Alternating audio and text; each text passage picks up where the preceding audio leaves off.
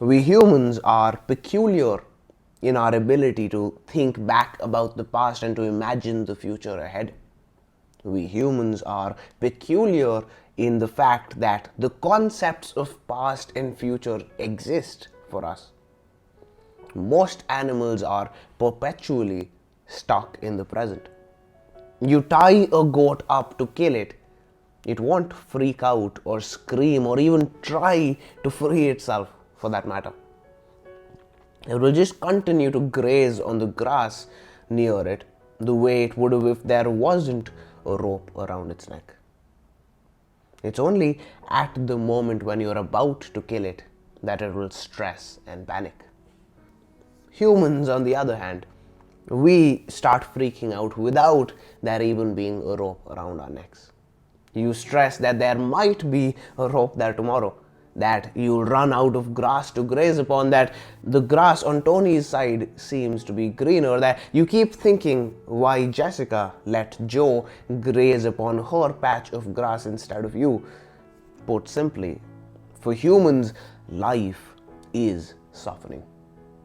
How many times have you lied awake in bed for what feels like hours just stressing about things? How many times have you been doing something that you should have enjoyed, but you were too busy, lost in your own worries? Eternal, never-ending suffering. Well, if that is the case, if life really is just eternal, never-ending suffering for us humans, what do you do about it? The simplest, most obvious answer would be to pursue pleasure, to follow your impulses, to live for the moment, to grasp at every hint of gratification, to do what you feel like in the moment, to do what's convenient, and to avoid any discomfort that goes beyond the unavoidable suffering. It makes sense that if you're already suffering, you would want to avoid any additional suffering that would come from, let's say, taking on a difficult challenge for yourself, right? And you would want to pursue pleasure and happiness through the drugs, through the alcohol, through Instagram, through Netflix, through watching funny videos on YouTube, through playing video games. But what I've realized over the past 2 years is that that's not how it works, or at least that's not an optimal strategy. You see, by engaging in any of those activities, you're not saving yourself from the suffering, you're not alleviating the suffering, you're merely distracting yourself from it. I speak as someone who's done exclusively that for 20 years of his life. Trust me, a major portion of suffering in life is for the reason that you're not doing what you know you need to be doing.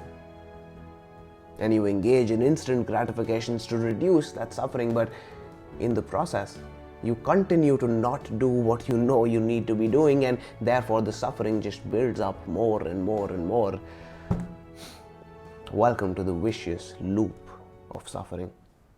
Let's say Joe has an exam coming up.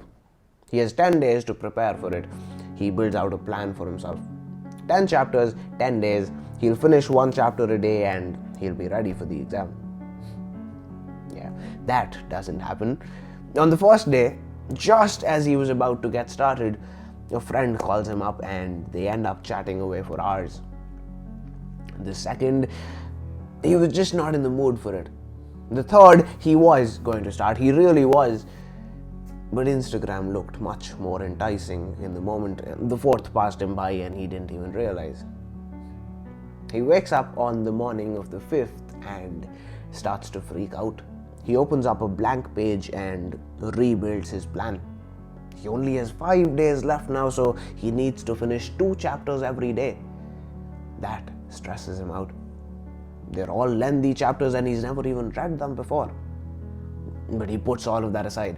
He starts with the first chapter and finishes it well on time as well. He decides to give himself a break, just for a few minutes. And 3 hours later, he finally puts down his phone. But now it's almost dinner time. So he decides to take the L and start fresh the next day. Every day, something similar happens. And every next day, the anxiety gets more and more, and it starts to cause him more and more suffering. What does he do about it? More and more time every next day starts being spent on Instagram and YouTube and Netflix and video games. He stops giving himself even a single second alone with his thoughts, because that would mean suffering. And what does that do? As the exam date gets closer and closer, the anxiety, the stress, the suffering increase more and more and more, until he finally sits down for the exam, an exam he hasn't prepared for whatsoever, and his anxiety is peaking. He ends up getting a D on the exam, and the suffering continues. Well, what do you do then? If life is suffering, eternal, never-ending suffering at that, what do you do about it? Let's take the same scenario. We have Joe. Joe has an exam coming up. He wakes up on the 5th, starts to freak out, rebuilds his plan, and realizes he only has 5 days to finish 10 chapters. The plan gives him a reality check, and with that, a ton of stress and anxiety. He feels the suffering, and he gets the urge to relieve it through instant gratifications. But this time, he resists that temptation. He instead accepts the challenge of being well prepared for the exam. Understand what's going on here. He already has stress about the exam, so that's suffering. But instead of trying to distract himself from it, he chooses to add to the suffering by picking a difficult challenge for himself, the challenge of excelling on the exam. What do you think happens? He puts in the work every day, and he finishes the entire syllabus on time. And by doing that, he overcomes the suffering he would have otherwise experienced in the form of stress and anxiety of not being well prepared for the exam. He ends up doing more than decently on it and gets an A. And the suffering ends. At least the suffering relating to this one exam. By willingly engaging in meaningful suffering, you save yourself from meaningless suffering. Write that down. Meaningful suffering negates meaningless suffering.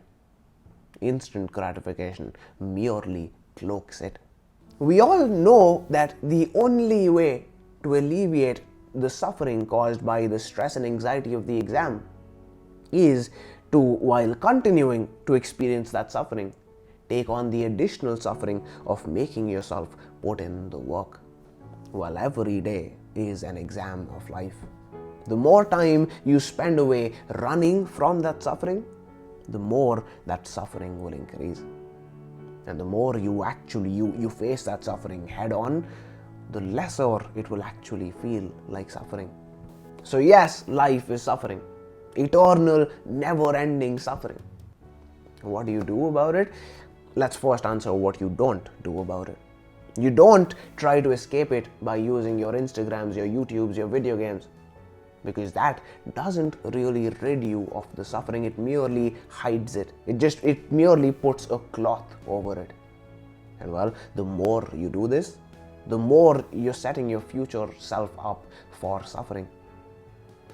So what do you do about it? Life is suffering. Eternal, never-ending suffering.